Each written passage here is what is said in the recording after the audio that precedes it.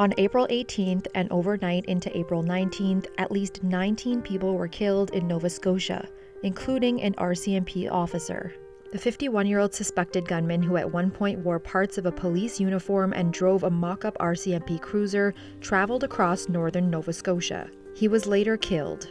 This is among the deadliest rampages Canada has ever seen. Here's a look at some of the other mass murders in the country's modern history. 2 municipal police officers and 2 civilians were killed after a gunman opened fire outside an apartment complex in Fredericton, New Brunswick. 10 people were killed after a man drove a van into pedestrians on a busy Toronto sidewalk. 16 others were seriously injured. 6 people were killed and 8 injured after a man went on a shooting rampage at the Quebec Islamic Cultural Centre, where more than 50 people had gathered for evening prayers. In what was called extreme domestic violence, 6 adults between the ages of 25 and 50 and 2 children under the age of 10 were shot and killed in 2 different homes in Edmonton. 3 RCMP officers were shot and killed in Moncton after being targeted by a gunman hoping to spark an anti-government rebellion. In a quiet suburban neighborhood, 5 young adults were stabbed and killed at a house party celebrating the end of the school year.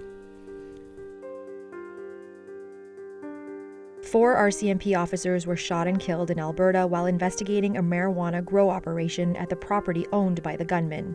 The shooter then killed himself after being wounded by an officer. 9 people were killed at a wedding after an estranged family member opened fire at the event before shooting himself.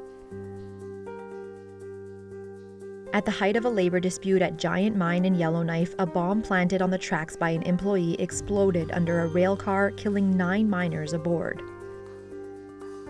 In what is considered Canada's first mass femicide, 14 women were shot and killed at engineering school École Polytechnique in Montreal after a gunman walked into a classroom and asked the men to leave.